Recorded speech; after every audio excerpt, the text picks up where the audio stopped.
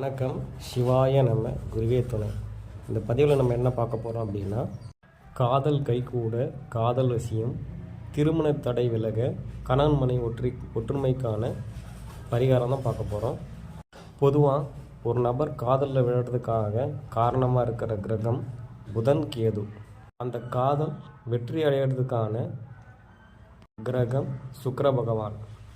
அதே போல் திருமண தடைக்கும் கணவன் மனைவி ஒற்றுமைக்கும் காரணமான கிரகமும் சுக்கிர பகவான் தான். அப்படிப்பட்ட இந்த சுக்கிர பகவானுக்குரிய பரிகாரத்தை பண்ணி காதலில் வெற்றி அடைகிறதுக்காகவும் கணவன் மனைவி ஒற்றுமைக்காகவும் திருமண தடை விலகிறதுக்காகவும் இந்த பரிகாரம் பண்ண போகிறோம். இந்த பரிகாரத்தை வளர்பிறையில் வர வெள்ளிக்கிழமை அன்னைக்கு சுக்கிரஹோரையில் ஸ்டார்ட் பண்ணணும். ஒரு சுத்தமான வெள்ளை துணி எடுத்துக்கோங்க. அதில் சுக்கிரனுக்கு உண்டான தானியமான மொச்சப்பயிரை எடுத்துக்கணும். காதலுக்காக செய்கிறவங்க அந்த துணியில் 5 மொச்சப்பயிராக வச்சு 5 முடிகள் போட்டுக்கணும். திருமண தடைக்காகவும் கணவன் மனைவி ஒற்றுமைக்காகவும் செய்கிறவங்க 7 மொச்சப்பயிர்களை அந்த துணியில் வைத்து 7 முடிகள் போட்டுக்கணும்.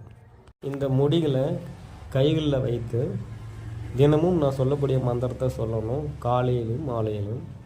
அது என்ன மந்திரம் அப்படின்னா, நீங்கள் யாரை நினைக்கிறீங்களோ அவங்களுடைய பேரை சொல்லி வசியம், மோகனம், ஆகர்ஷணம் அப்படின்னு 21 முறை சொல்லணும். இது போல் தினமும் சொல்லி அந்த முடிச்சுகளை ஒரு டப்பியில் போட்டு வச்சுருங்க. காதலுக்காக செய்கிறவங்க 5 நாள் முடிஞ்சதுக்கப்புறம் 6வது நாள் புதன்கிழமையாக வரும். அந்த கிழமை அன்னைக்கு போயிட்டு நவகிரகத்து இருக்கிற கோயிலாக பார்த்து அங்கே சுக்கிர பகவானுக்கு இந்த 5 முடிச்சுகளையும் தீபமாக ஏற்றணும்.